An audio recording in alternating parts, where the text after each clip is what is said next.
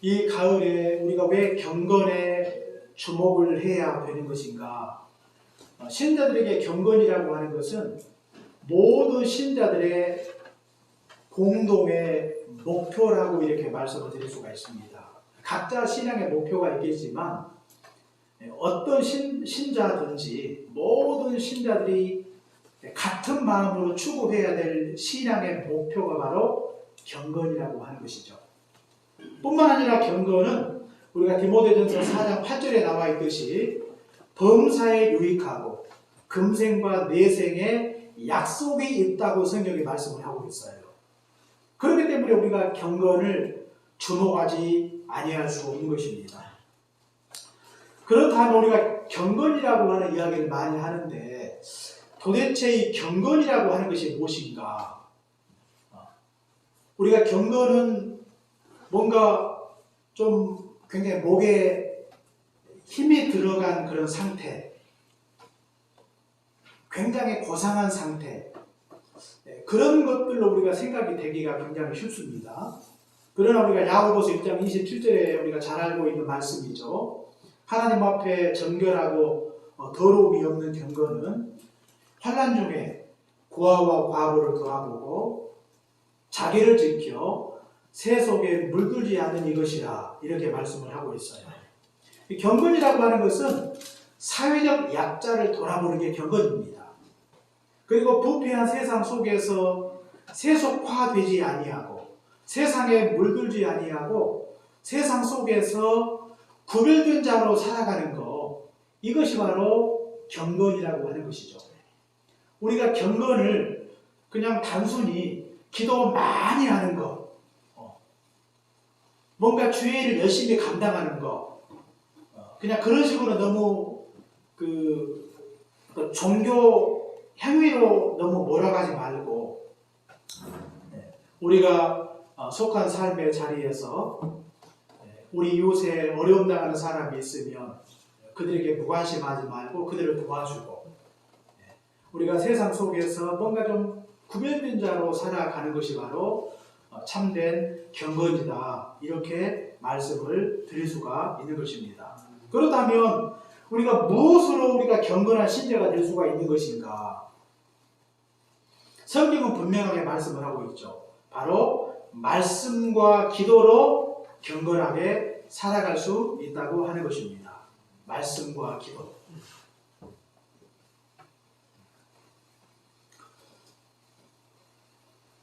우리가 디모데전서 4장 5절 말씀에도 나와 있지 않습니까? 말씀과 기도로 거룩하여진다고 성경이 말씀을 하고 있죠. 제가 그 신학교에 들어갈 때 제가 합신을 소개를 받았는데 그 합신이라고 하는 신학교가 어떤 신학교인가? 학문과 경건을 겸비한 영적 지도자를 양성하는 학교다. 그런 식으로 제가 소개를 받았는데요. 그래서 경건이라고 하는 것이 신학교 와서 열심히 신학 공부를 잘하면 경건한 신자가 될 수 있는 것이 아닌가? 그런 생각을 잠시 한 적도 있었어요. 그런데 이제 신학교를 마치고 목회 일선에서 생각을 해보니까 경건이라고 하는 것이 신학 공부를 열심히 해서 경건해지는 것이 아니라 경건은 하나님의 말씀 그리고 하나님께 뜨겁게 기도하는 삶을 통해 하나님께서 우리에게 주어지는 것이 바로 경건임을 우리가 경험을 통해서 알게 되었다고 하는 것입니다.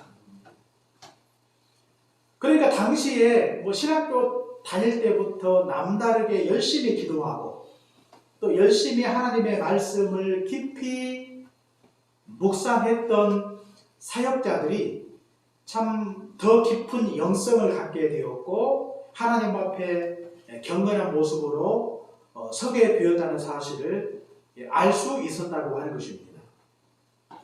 실제로 말씀과 기도 생활에 전념했던 사역자들이 목회도 잘하고 있다는 사실을 지금도 보고 있다고 하는 것입니다. 경건이 무슨 성경 실력이 많다고 경건이 갑자기 생기는 건 아니에요. 성경은 우리가 경건한 신자가 되기 위해서 뭔가 한 가지를 딱 정해놓고 그것만 열심히 하면 된다.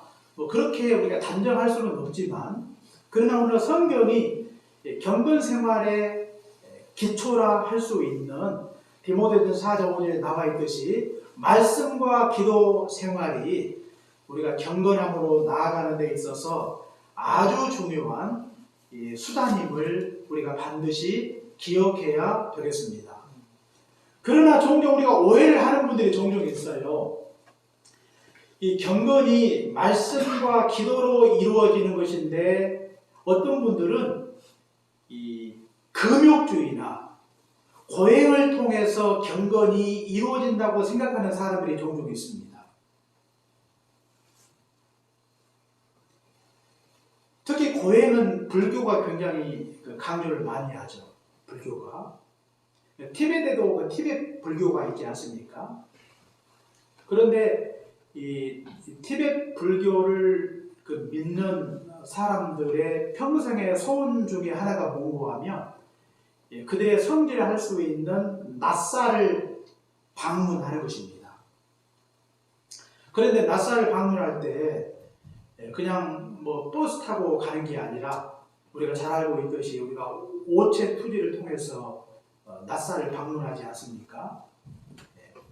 오체 투지라고 하는 것은 이 이마와 그리고 이 팔꿈치와 두 무릎을 땅에 대고 자기들이 믿는 신에게 소원을 빌면서 나사까지 가는 것입니다. 땅에 바짝 엎드리죠. 그런데 보통 하루에 한 10km 정도 간다고 해요. 10km. 그런데 그런 시간들이 보통 수개월에서 심지어는 몇 년에 걸쳐서 이루어집니다. 그래서 자기들의 성지를 방문하기 위해서 이 엄청난 고행의 과정을 통해 나사로 들어가는 것이죠. 이걸 보면 왠지 참 경건하게 보이지 않습니까? 굉장히 설득력 있게 보이는 것입니다.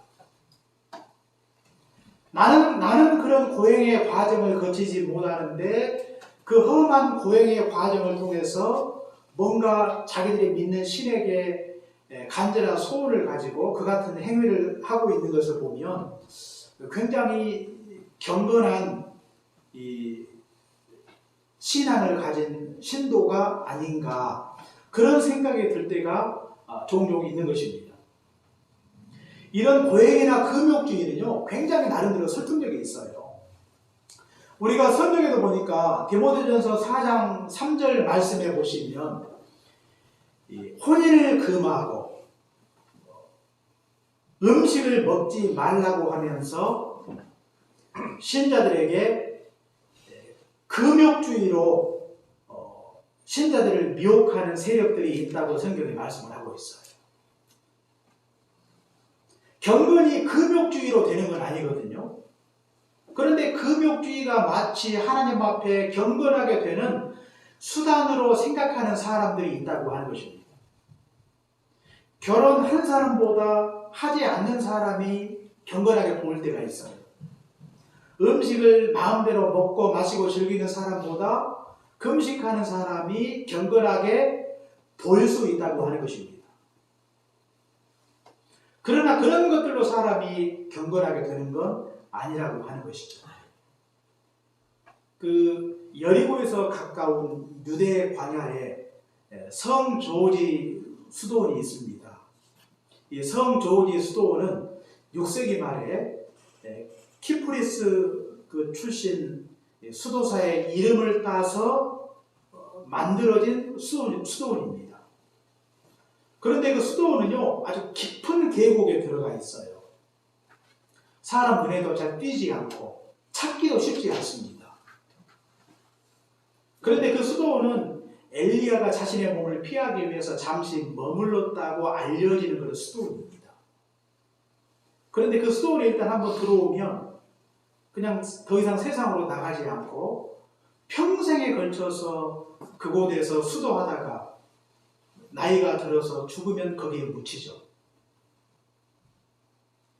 그리고 이제 거기에 묻히면 나중에는 뼈만 남지 않겠어요?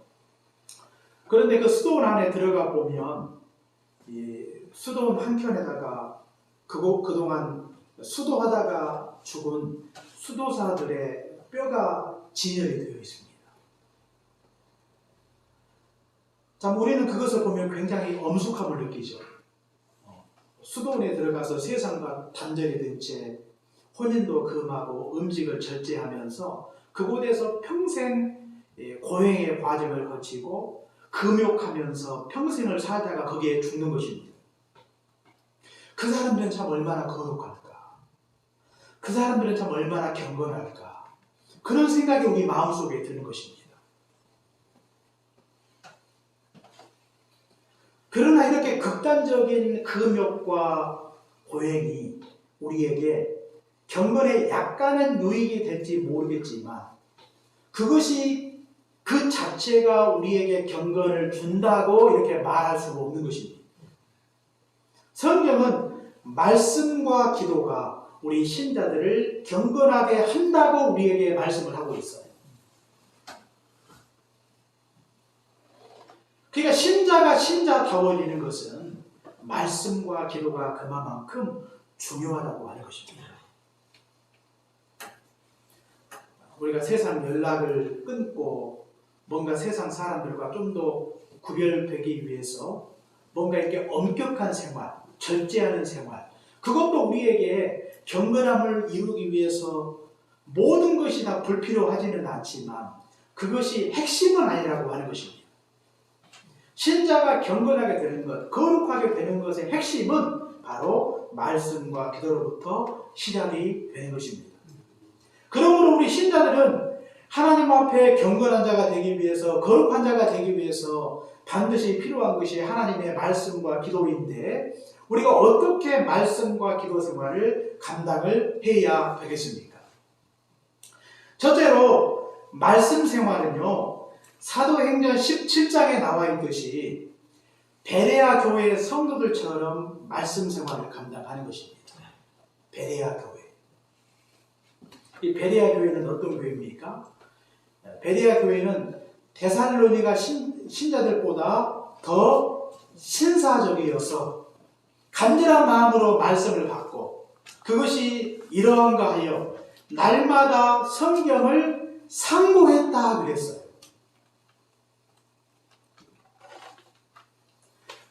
그들은 간절한 마음으로 말씀을 들었다 그랬거든요. 이 간절함은 어디에서 나오는 것인가? 말씀에 대한 사모함에서 나오는 것입니다. 말씀을 사모하면 말씀을 가까이 하게 돼 있어요. 지난주에도 우리 이재 장로님 아침에 새벽 기도회 하실 때 우리가 기도 제목을 나누는 시간이 있는데 그때 잠시 기도 제목을 같이 나누면서 감사 제목을 말씀해 주셨는데 올 금년 한 해도 이렇게 성경 사도 아마 필사도 하면서 같이 성경을 많이 보신 것 같은데 성경 사독을 했다는 그런 말씀을 제가 들었습니다. 성경 사독이 쉽지 않잖아요. 일독도 쉽지 않은데 일독만 해도 우리가 80년을 산다고 하면 성경을 80번을 읽을 수가 있죠. 어린아이는 빼야 되니까 이제 적어도 아무튼 한 50회 이상은 우리가 성경 통독을 할 수가 있는 것이죠. 근데 올 금년에 사독했다는 말씀을 듣고 참 저렇게 열심히 성경을 읽을 수 있는 비결은 그 마음속에 하나님의 말씀을 사모하는 마음이 있구나 그런 생각이 들었어요. 만약에 누가 억지로 시켰다고 해보세요. 하겠어요? 하지 않거든요.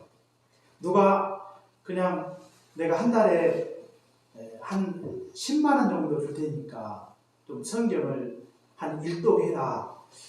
그러면 좀 모르겠어요. 얼마나 읽을지 잘 모르겠는데 아마 그것조차도 쉽지는 않을 거예요. 근데 이제 또 성경 사독 읽으시고 이제 앞으로는 계속해서 뭐 성경 사독을 읽을 수 있겠구나 이런 말씀까지 같이 하셨는데 그냥 그걸로 끝나지 않고 앞으로 1년 해보니까 사독이 가능한데 앞으로 계속해서 1년 매년마다 뭐 사독 이상 할 수 있겠다는 그 말씀을 듣고 다시 한번 또 도전을 받게 되었는데요. 참 감사한 일이죠.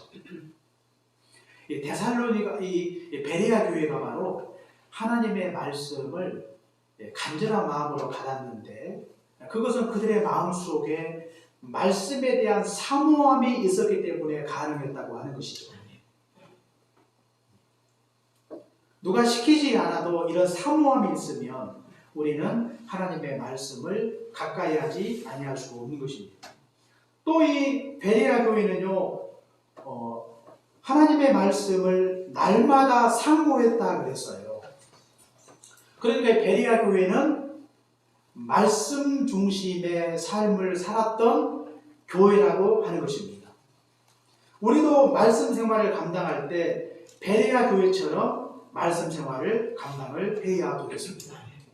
하나님이 우리에게 간절한 마음을 주시도록 기도해야 되겠습니다.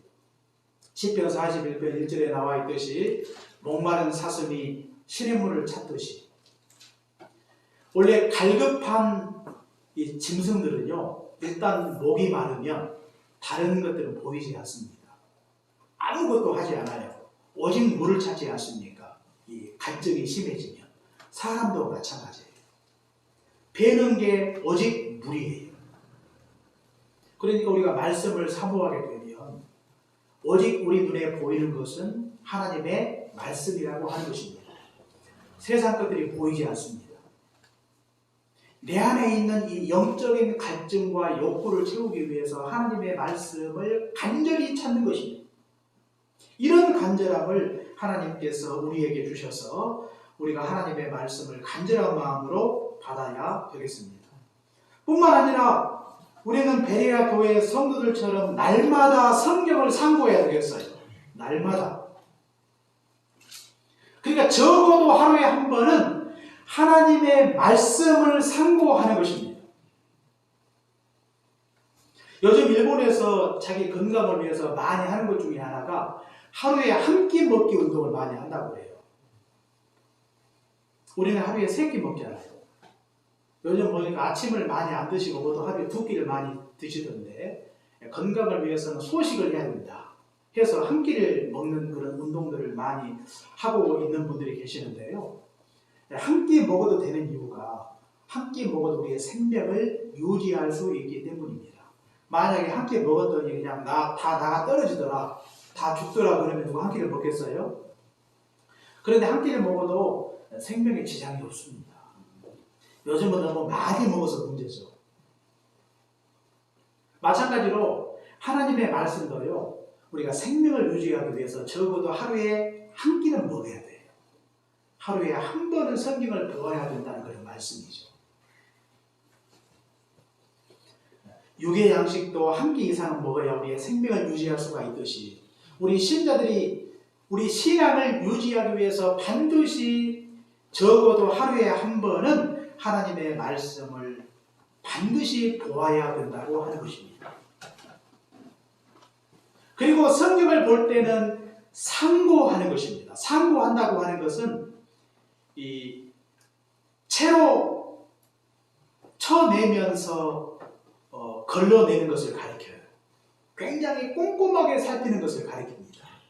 그러니까 우리가 하나님의 말씀을 상고할 때, 하나님의 말씀을 묵상할 때는 말씀을 꼼꼼히 살피는 거예요. 깊이 살피는 것입니다. 그러면 하나님의 말씀을 통해 우리에게 깨달음을 주시죠. 그 깨달음이 있을 때 우리 마음속에 기쁨이 있어요. 깨달음이 있을 때 결단할 수가 있고 깨달음이 있을 때 순종할 수 있는 것입니다. 하나님의 말씀을 무조건 많이 읽는다고 좋은 건 아니에요.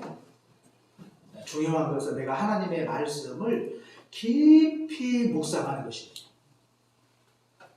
그리고 하나님의 말씀을 묵상하는 그 순간에 하나님께서 우리에게 은혜를 베푸시고 말씀을 깊이 깨닫는 것입니다. 그 깨달음의 기쁨이 얼마나 큰지 몰라요. 똑같은 본문을 우리가 한 달 전에 보는 것과 한 달 뒤에 보는 것이 달라요. 왜냐하면 우리의 삶의 환경이 달라지잖아요. 작년에 보았던 말씀이 올해 또 보면 다른 또 깨달음을 하나님이 우리에게 주시는 것입니다. 똑같은 사물도 보는 각도에 따라서 사물의 모양이 다 달라지지 않습니까? 그렇죠? 정면에서 보는 것과 측면에서 보는 것과 저 후미에서 보는 것이 다 다른 것입니다. 그렇기 때문에 우리가 같은 말씀도 좀 더 깊이 다양한 관점에서 말씀을 내가 묵상하게 되면 말씀에 대한 느낌이 완전히 달라지는 것입니다. 그러므로 우리가 하나님의 말씀을 묵상하되 날마다 하나님의 말씀을 깊이 상고하십시오. 꼼꼼하게 살피는 것입니다. 내가 오늘 하나님의 말씀을 내가 묵상할 때 하나님께서 나에게 깨달음을 주시도록 내가 주의하여 하나님의 말씀을 깊이 묵상하는 중에 하나님께서 한 말씀을 깨닫도록 우리에게 은혜를 베풀어 주실 것입니다. 우리가 주의 말씀을 대할 때마다 베레아 교회 성도들처럼 하나님의 말씀을 대하십시오. 그리고 두 번째로 기도할 때는 누가복음 2장에 나와 있는 안나처럼 기도해야 되겠습니다. 안나는 여선지자로 과부된 지 84년 동안 성령을 떠나지 않고 금식함으로 기도하며 섬겼다고 성경에 말씀을 하고 있어요. 안나는 기도의 사람이었습니다. 그는 기도에 헌신했고 기도로 섬겼던 사람이 바로 안나라고 하는 것이죠. 우리가 기도하되 안나처럼 기도하시면 좋겠습니다. 안나는 84년 동안 성전에서 기도했던 사람이었습니다. 기도에 헌신된 인생을 살았던 사람이 누구인가? 바로 안나라고 하는 것이죠. 기도는 헌신적 결단이 있어야 가능합니다. 잠시 시간이 있을 때 또 어려운 일이 닥쳐올 때 마음이 내키면 잠시 드리는 기도는 우리가 지속적으로 기도하기가 어렵다고 하는 것입니다. 기도 생활을 전혀 하지 않는 건 아닌데 잠깐 하는 기도는 그때는 할 수 있지만 평생에 걸쳐서 기도하기가 어렵다고 하는 것입니다. 어떤 분들은 좀 어려울 때만 잠시 기도하는 분들이 계세요. 어떤 분들은 바쁘고 번주할 때는 기도하지 않다가 뭔가 좀 시간이 있고 여유가 생기면 그때 비로소 기도하는 사람도 종종 있습니다. 그렇게 기도하는 것이 하지 않는 것보다는 낫지만 그러나 우리가 일평생 기도하며 살기 위해서는 우리 가운데 기도하는 일에 자기 자신을 헌신하는 그런 결단이 반드시 우리에게 필요하다고 하는 것입니다. 우리가 새벽기도 하는 것도 마찬가지예요. 우리가 새벽기도 생활을 잘하기 위해서 우리에게 필요한 것이 무엇일까요? 그것은 내가 일평생 내가 하나님 앞에 새벽을 깨우겠다는 헌신적 결단이 있어야 우리가 하나님 앞에 기도 생활을 더욱더 철저하게 감당할 수 있는 것입니다. 그래서 새벽기도 하기 위해서 우리의 습관을 바꾸는 것입니다. 습관을 바꾸지 않고는 기도하기 어려워요. 일찍 주무시고 일찍 일어나는 것이죠. 우리의 보통 현대인들의 삶의 특징은 저녁에 늦게 자고 아침에 늦게 일어나요. 그렇기 때문에 기도하기 어렵습니다. 그러니까 내가 평생 기도하는 자로 살기 위해서는 너무 일찍 자는 것도 문제는 문제죠. 시간을 좀 효과적으로 사용하지 못하는 그런 부분들이 있는데요. 저희 부모들도 보니까 저녁에 한 8시 이상 되면 다 주무시더라고요, 저녁에. 그래서 제가 저녁에는 전화를 잘 하지 않습니다. 주무시니까. 그런데 시골에서 사시는 분들은 주로 굉장히 빨리 주무시죠. 저녁이 되면 특히 겨울 같은 데는 캄캄하지 않습니까? 식사하고 좀 몇 시간 있다가 바로 주무세요. 그러니까 이제 아침에 일찍 일어날 수밖에 없죠. 빠르면 4시, 5시에 일어나셔서 또 새벽에 일하시고 새벽 기도에 갔다가 아침 식사하고 또 나가서 일하시고 그럴 때가 굉장히 많지 않습니까? 우리가 새벽에 기도하려면 이런 생활 습관을 좀 바꾸어서 저녁에 좀 일찍 자고, 뭐 8시는 아니라 할지라도 예를 들어서 한 11시까지만 주무셔도 우리가 아침에 6시에 함께 기도하니까 충분하다고 생각이 들어요. 제 생각은. 우리 김선태 집사님 충분하지 않습니까? 그 정도면? 어떻게 생각하세요? 11시에 주무셔도 아침 6시에 우리가 기도 모임을 가지니까 7시간을 자잖아요. 7시간. 이혜성 권사님이 한 3시간 정도, 2시간 정도 주무신다니까 그렇게만 자도 벌써 2배인데 충분하다고 생각이 들어요. 그 정도 자면. 그러니까 뭔가 이런 습관을 바꾸는 그 결단, 헌신적 결단이죠. 우리의 체질을 바꾸는 것입니다. 저녁형 인간이 아니라 새벽형 인간으로 바꾸는 거죠. 그리고 시간을 조정하는 것입니다. 시간. 기도하는 일에 삶에 우선을 두는 것이죠. 이런 헌신적 결단이 있어야 우리가 일평생 기도하며 살아갈 수가 있다고 하는 것입니다. 마음만 있다고 되는 건 아니에요.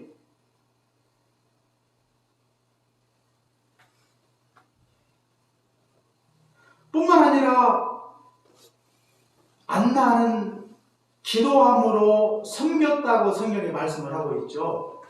성전을 떠나지 않고 금식하며 기도하며 섬겼다고 말씀을 하고 있는데 교회를 섬기는 방법 중에 하나가 바로 기도입니다. 기도. 늘 우리 마음속에 우리 신자들은 하나님의 교회를 좀 잘 섬겼으면 좋겠다는 그런 거룩한 부담이 우리 안에 있지 않습니까? 그런데 교회를 정말로 잘 섬기고 싶은 생각이 있다면 기도하는 일에 헌신하십시오. 내년에도 직분을 맡아 하나님의 교회를 섬겨갈 텐데 우리가 어떻게 하나님의 교회를 섬길 것인가? 기도로 섬기는 것입니다. 기도로. 저는 기도로 섬기는 것이 섬김의 으뜸이라고 생각을 해요. 교사로 섬기는 분들은 주일학교 사역을 위해서 하나님 앞에 더 많이 기도하는 것입니다. 성가대로 찬양단으로 섬기는 분들, 교회 재직으로 교회 집사로 섬기는 모든 분들은 그 마음속에 내가 하나님의 교회를 섬기기 위해서 내가 바쁘고 분주하게 살고 있지만 적어도 기도하는 그 시간만큼은 내가 하나님 앞에 주께서 나에게 맡겨주신 사역을 위해서 또 교회를 위해서 우리 믿음의 권속들을 생각하면서 내가 하나님 앞에 간절히 기도해야 되겠다고 하는 마음으로 하나님 앞에 기도하는 것입니다. 기도로 섬기는 그 마음을 우리 주님이 기뻐 받으시고 성도들의 간절한 기도를 통해 하나님께서 교회 가운데 큰 역사를 허락해 주실 것입니다. 네. 우리 믿음의 권속들이 어려움 중에 고난 중에 있는데 그분들의 형편을 이해하고 정말로 내가 그들을 사랑하는 마음으로 중보기도 한다면 그것이 사랑이 아니겠습니까? 하나님의 교회를 진정으로 사랑하고 하나님의 교회를 섬기고자 하는 뜨거운 열망이 우리 안에 있다면 기도하기를 쉬는 일을 범치 말고 하나님 앞에 간절히 기도하십시오. 아멘. 하나님이 우리에게 맡겨주신 그 사역을 위해서 먼저 하나님 앞에 기도하십시오. 하나님께서 우리의 기도를 통해 교회 가운데 큰 역사를 허락해 주실 것입니다. 아멘. 우리는 이렇게 안나처럼 기도에 헌신하고 안나처럼 기도로 하나님의 교회를 섬긴다면 하나님께서 우리를 거룩하고 경건한 하나님의 백성으로 만들어 주실 것입니다. 경건한 신자가 되기를 원하십니까? 네. 그렇다면 말씀과 기도 생활을 잘 감당하십시오. 베레아 교회 성도들처럼 하나님의 말씀을 상고하시고 안나처럼 기도에 헌신함으로 하나님의 교회를 기억하고 하나님 앞에 전심으로 기도해야 되겠습니다. 왜 우리가 큐티를 해야 되는 것입니까? 큐티는 말씀과 기도를 핵심으로 하기 때문입니다. 큐티를 하면 그 속에 말씀과 기도가 있어요. 그렇기 때문에 매일매일 우리가 큐티를 잘 감당하게 되면 우리가 하나님 앞에 거룩하고 경건한 자로 하나님 앞에 설 수 있는 것입니다. 경건 생활은 우리 신자들에게 높이 비상하는 두 날개와 같은 것입니다. 새가 두 날개로 비상하지 않습니까? 한쪽 날개가 꺾여버리면 날개가 없으면 비상할 수 없는 것처럼 신자들이 말씀의 날개와 기도의 날개를 펴서 이렇게 비상하게 되면 우리의 신앙이 성장하고 하나님 앞에 거룩함과 경건함으로 우리 자신을 단장할 수 있다는 사실을 기억해야 하겠습니다. 신자들에게 경건 생활은 선택이 아니라 필수입니다. 그러므로 이 가을에 더욱더 깊이 있는 경건 생활을 통해서 우리 신자들이 이 높이 나르는 그런 신앙생활을 감당했으면 좋겠고, 하나님 앞에 거룩하고 경건한 자로 인정을 받으시는 그런 복된 역사가 있기를 주의 이름으로 축원합니다. 네. 기도하겠습니다. 사랑해 주님 감사합니다. 오늘 하나님의 귀하신 말씀을 통하여 우리가 경건 생활에 주목해야 될 이유가 무엇인가를 다시 한번 깨닫게 도와주신 것을 감사합니다. 하나님의 말씀과 기도로 거룩하여 진다고 말씀해 주셨사오니 하나님의 말씀을 대할 때마다 베레아 교회 성도들처럼 간절한 마음으로 말씀을 받고 그 말씀이 이러한가 하여 날마다 성경을 상고하는 자가 되게 하시고 안나처럼 성전을 떠나지 아니하고 과부되지 84년 동안 금식하며 기도로 섬겼다 말씀해 주셨사오니 우리들도 기도에 헌신된 자로 살게 하시고 기도로 하나님의 교회를 섬기는 자가 되게 도와주셔서 하나님 앞에 거룩하고 경건한 자로 서게 도와주옵소서. 우리 해미교회 모든 성도들이 날마다 교태생활 잘 감당해 도와주옵소서. 적어도 하루에 한 번은 말씀과 기도 생활을 잘 감당해 도와주셔서 세상 속에서 세속에 물들지 아니하고 세상과 구별된 거룩한 하나님의 백성으로 살아갈 수 있도록 은총 베풀어 주옵소서. 예수님 이름으로 기도합니다. 아멘.